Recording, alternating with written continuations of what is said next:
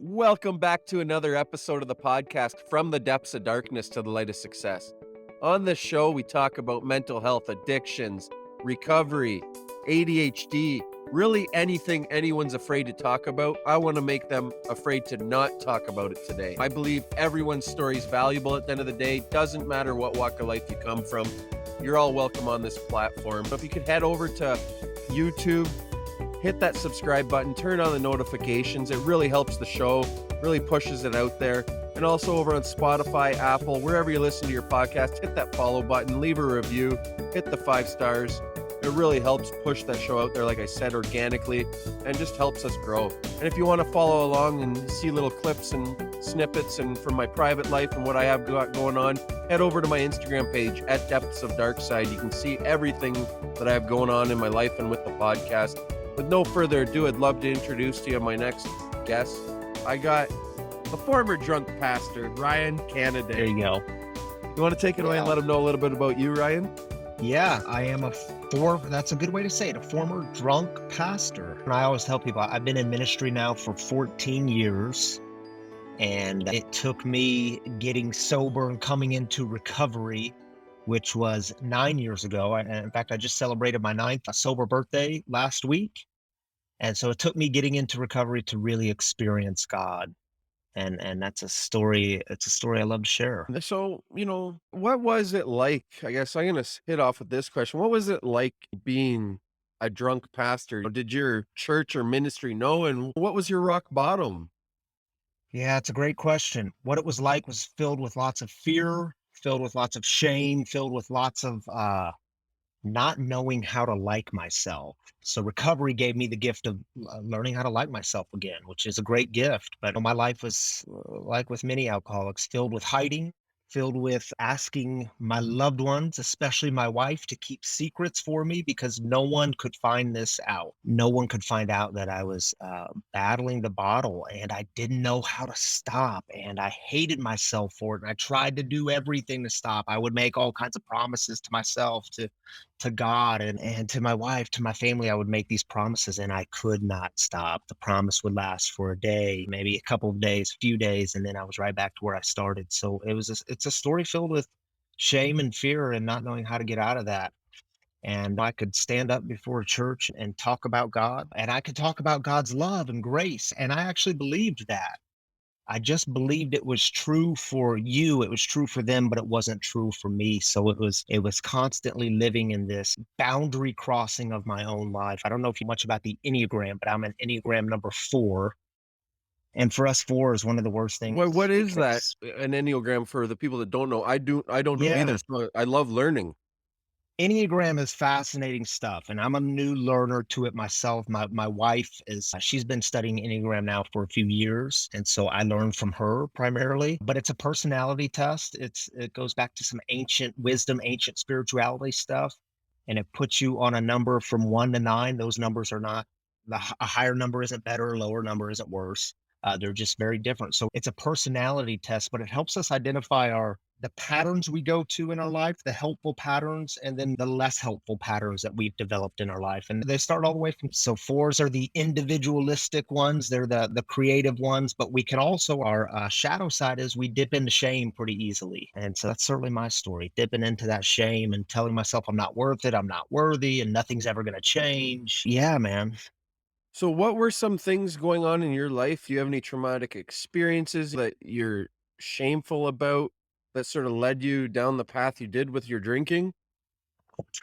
Yeah, from the very beginning, from early in my childhood, my parents got divorced when I was 5 years old. And I always tell people it was one of those really ugly divorces. It stayed ugly for many years. There was lots of turmoil, lots of traumatic events. And what it did was, I think that was the first experience I had that made me question my belonging in the world. And I was never supposed to be the alcoholic, by the way. In high school, I was the good one. I was the good kid. I was a leader in my church youth group.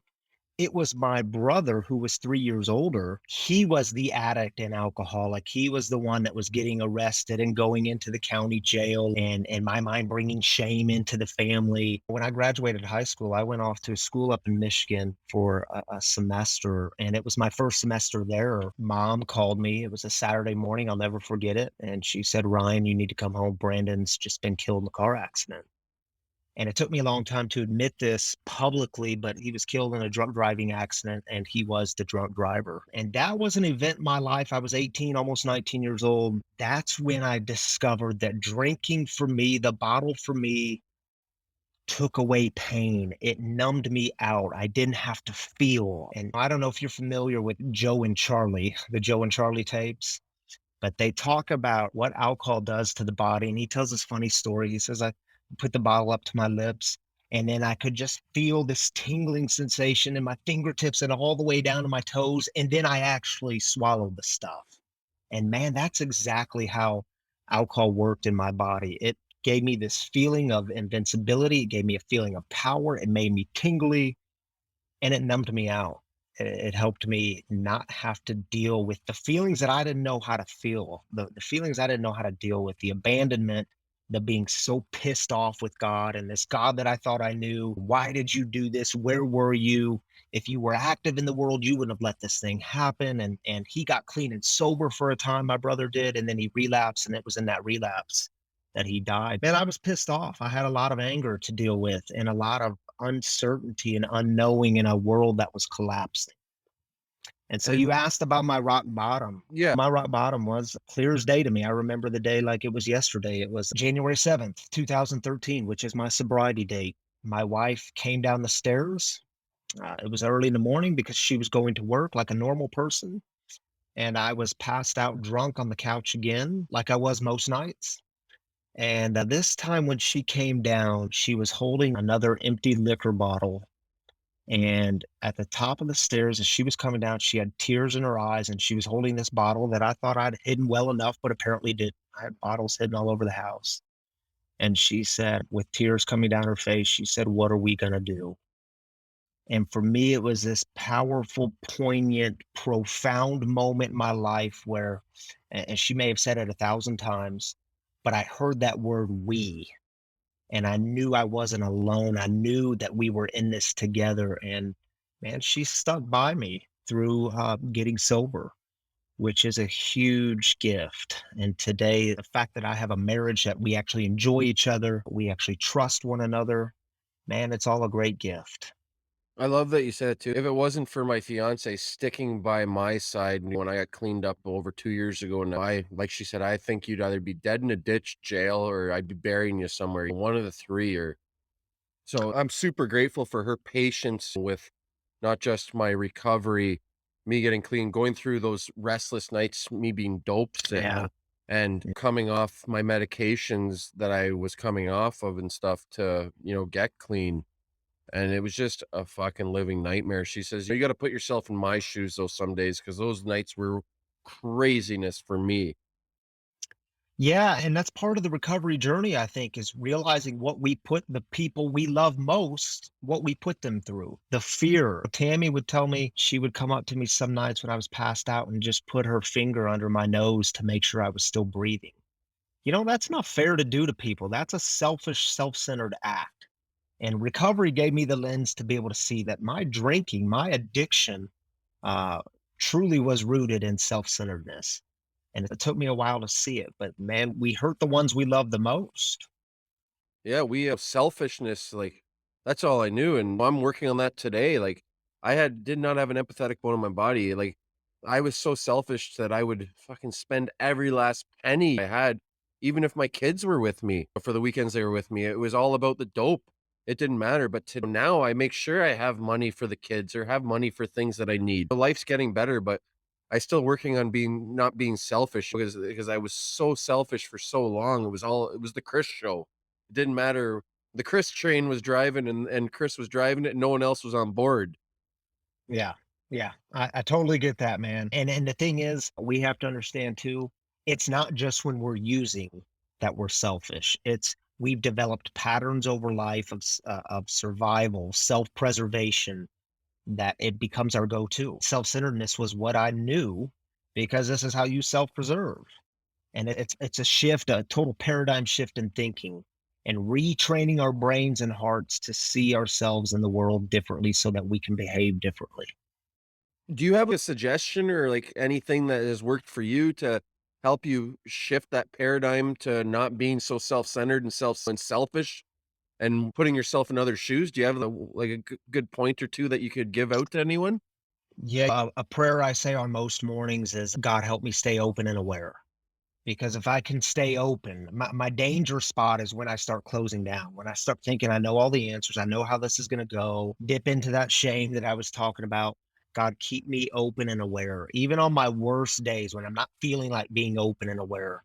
But when I can stay open to what God is doing all around me, and that generally has to do with people in my life, the people that I encounter that day, that helps me stay out of my head, the dangerous spot of getting only into the head and neglecting the heart. And the other thing I would say to people is we are not meant to be isolated beings. And that's what addiction did in my life. It drove me literally down into a dark basement to where I could drink the way I wanted to drink. That's not the way we were created. We're created to bind ourselves to other people. It took me a long time to learn that, the art of honesty. Honesty saved me because, see, I always thought if I'm honest with Chris is going to turn on me. He's not going to like me. He's not going to want to be my friend. He's not going to want to be around me. And what I found was the exact opposite.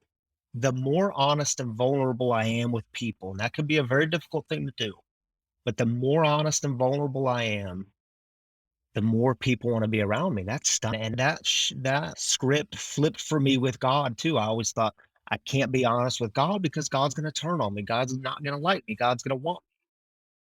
The more honest I was, the more free I got. The more vulnerable I was, the more freedom I experienced. So it's all these paradoxes that we get to live in that save us. I love that you say that too. Like, I used to think the same thing you said about being honest. Oh, these people aren't going to like me if I'm honest. No, they're gonna be like it's like my fiancé said, though, I'll be even more pissed off if you lie to me.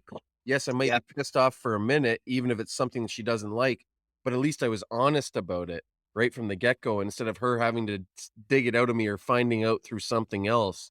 So yeah, it's a hard one to work at, but because for so long I thought the world was against Chris and everyone was out to get me, but really they're not. They're out to help me. I've been that's right. seeing more of that in recovery and with more clarity, and my parents aren't out to get me. They're out they love me and they wanna help me or those types of things. So, that's another thing I work on too is being less defensive, sitting back and just being an active listener instead of attacking someone right back thinking they're attacking me when they're really not.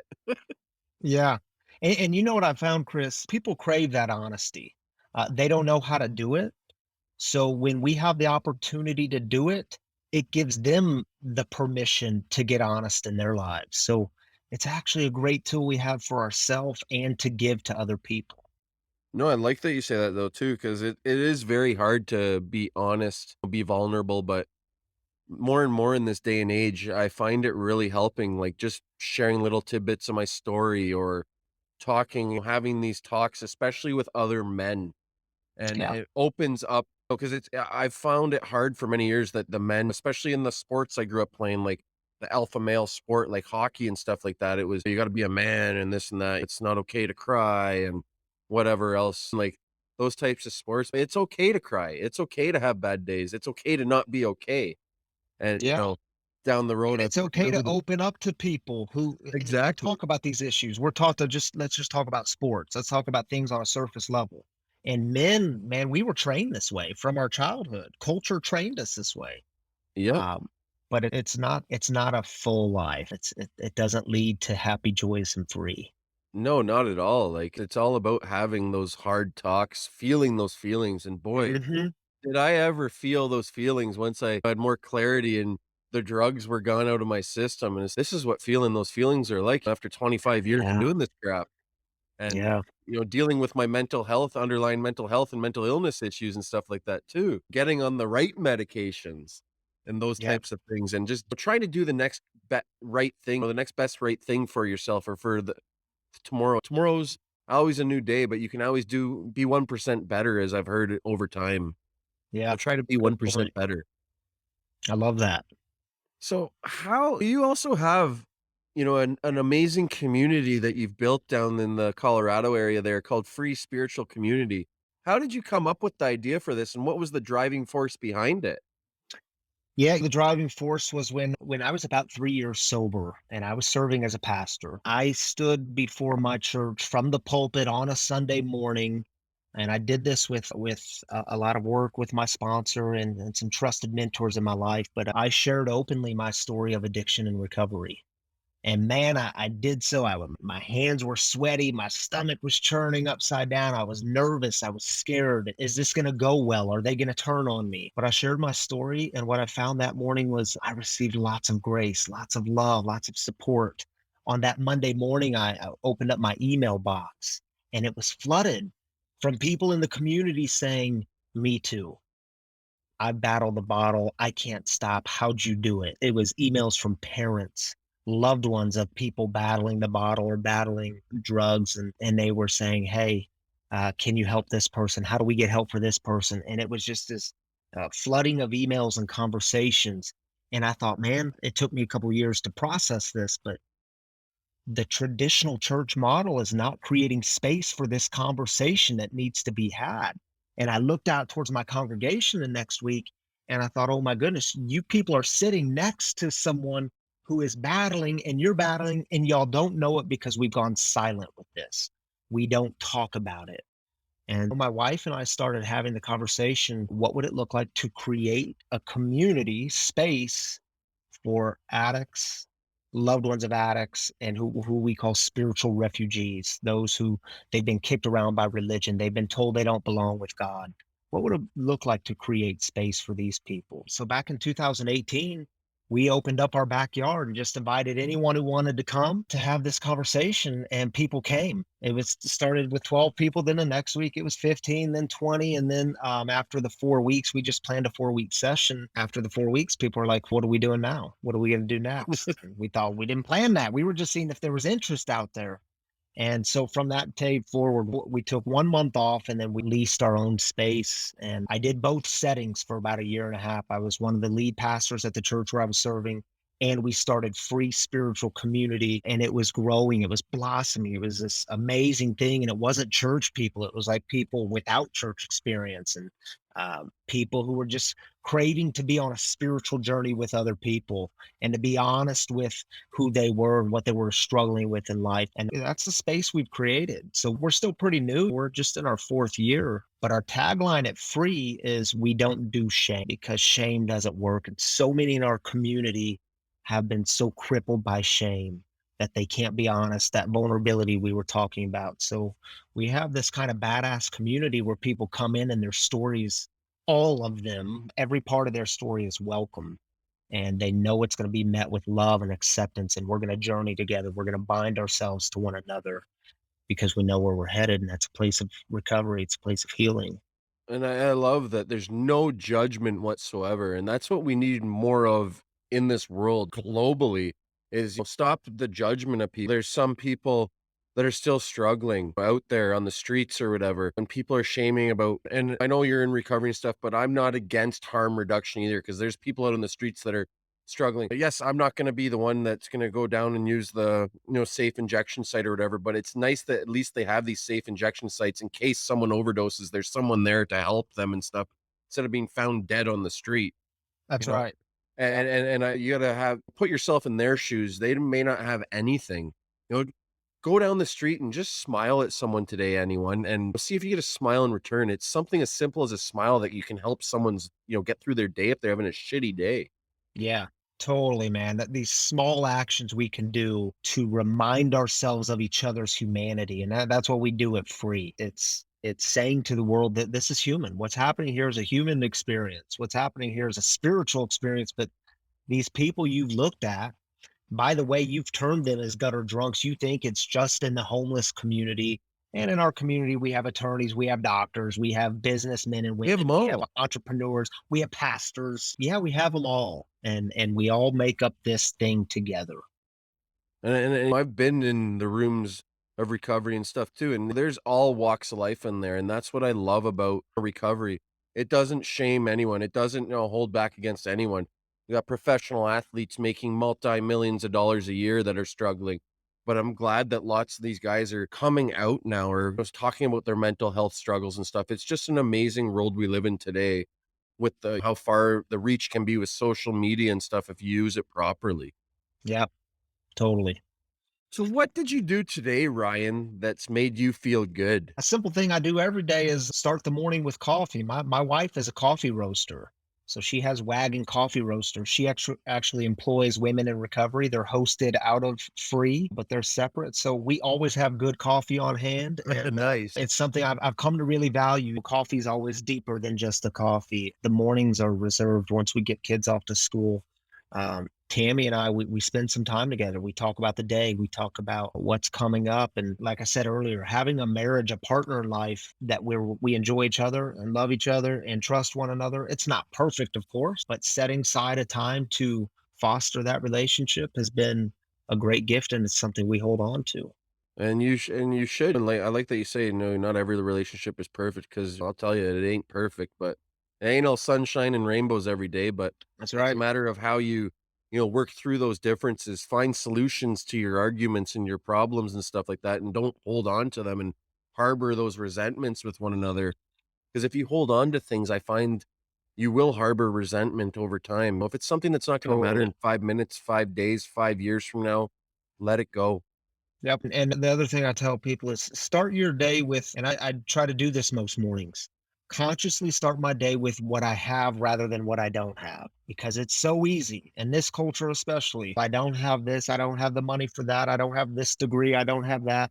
No, no. What do you have? And when I start that way, it's man, this morning you asked what I did to bring me some joy.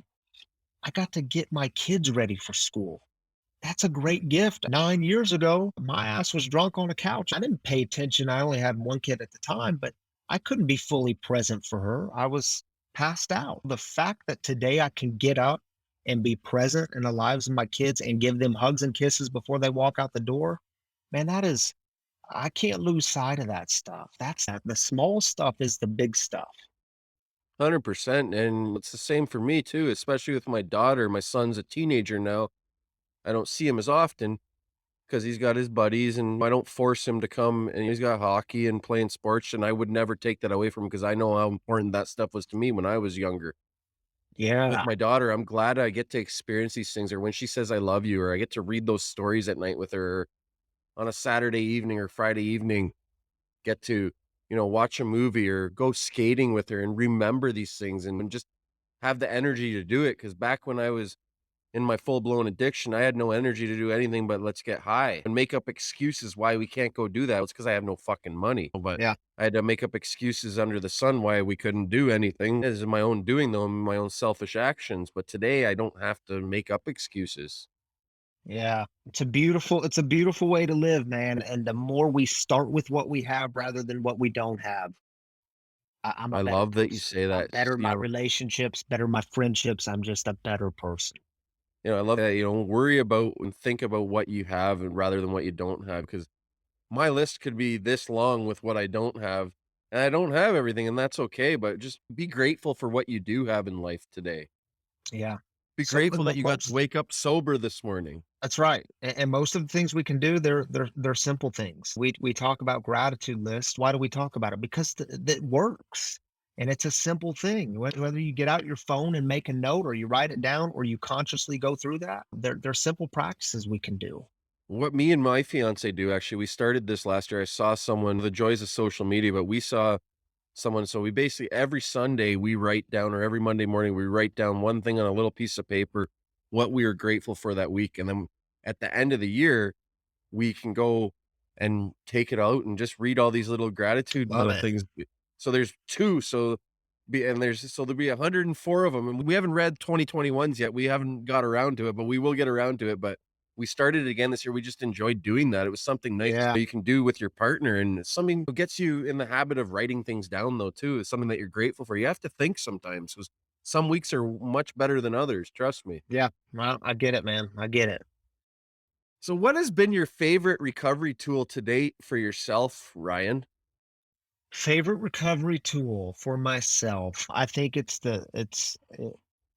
always goes back to the people. It goes back to I've learned how to be in relationship with people and to be honest with people, and that saves me, man. When I'm all tied up inside, I have people that I can talk to, but men that I can talk to, men that I trust, men that are friends. And so for me, it was the act of coming out of hiding. And that's a daily practice because still my old go-to says, stay in hiding, stay in isolation. You can think your way out of this. Man, I suck at that. I suck at thinking my way out of things. The one thing I always think my way out of, and I was never good at it, was when I owed the dope dealer, trying to Yeah. think about an excuse, so what the hell I'm gonna use today when yesterday's excuse didn't really work, but, Yeah. coming up with a new ex I was sick of doing that after a while. I hear you, man. It's to come out of that hiding, and for me, it's I stay connected to the program of Alcoholics Anonymous, and I sponsor other people through those steps, and I stay connected to men in that program, and I have a sponsor. So I just can't stress to people enough.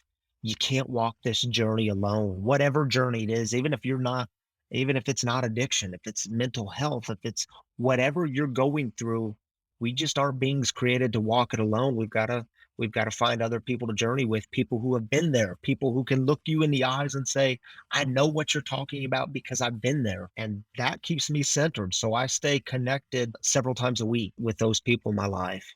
I And I love that sit you in a room with them. reach out to people. I love that you do that, man, and I find it important. I try to do it to 3 people a day at least when I get up in the morning, just send something that even as simple as you're grateful to have them in your life. Yeah. It starts someone's day off so well, and it helps me start my day off too. Yeah, me too. That's amazing. Gratitude is huge. I love gratitude. I love talking gratitude. It was a hard thing for me for the longest time. I had nothing to be grateful for. I had so much to be grateful for, even in an active addiction, but I couldn't even see through the thick lenses that I'd put over my eyes for so long and stuff like that. The blinders were on for so long. Yeah. I'll give you another practice, Chris. One that you reminded me of. You may dig this one. My wife and I have been doing this for the last 5 years. The week between Christmas and New Year's, Yep. we'll at one time during the week we'll get out a whiteboard and we'll write down all the names of the people we met that year. And it's amazing when you go through Facebook, Instagram, your emails, we tend to meet anywhere from 100 to 150 people throughout the year. So we'll write all those names down and all these stories will come to your mind of, man, I remember meeting that person. I remember that conversation. And then we'll take a marker on the whiteboard and put a star by the top 5 names. We do it separately, but the top 5 names who had the biggest impact on us that year.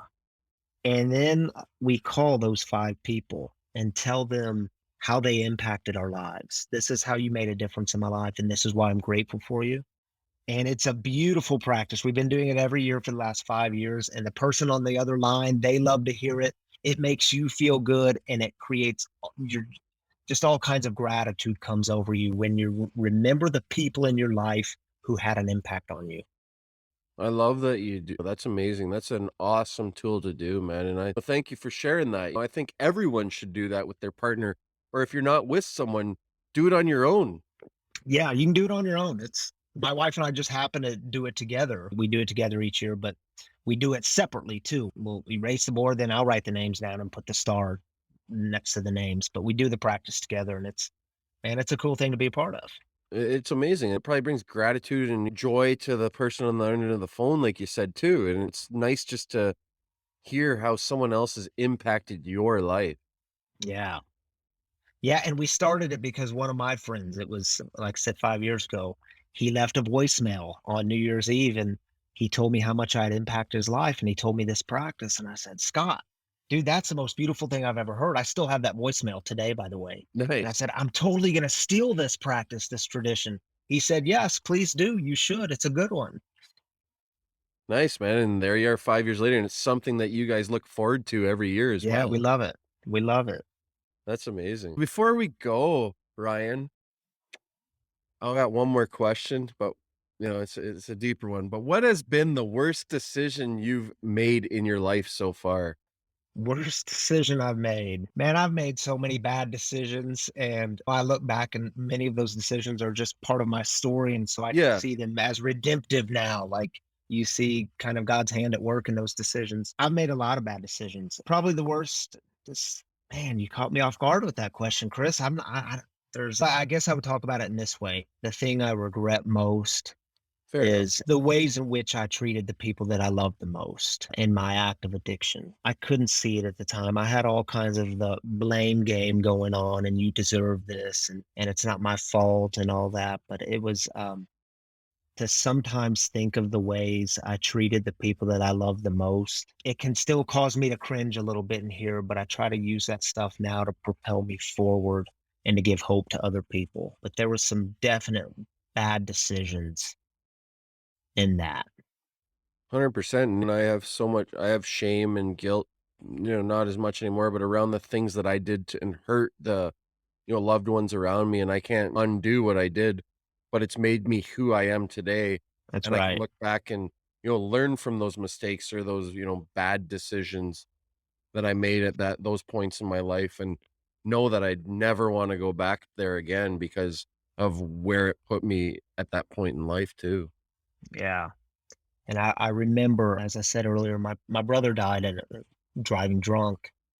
And 2 years later, I remember making a phone call to mom saying I had just gotten arrested for drunk driving. That's a terrible decision. It was a terrible decision probably to even call my mom and tell her that because she was scared out of her mind. But man, again, I wasn't in a place where I could see and think clearly of what would it be like not to hurt other people, not to live in a way that hurts people. And that's the gift I'm given today. It doesn't mean you don't hurt people anymore.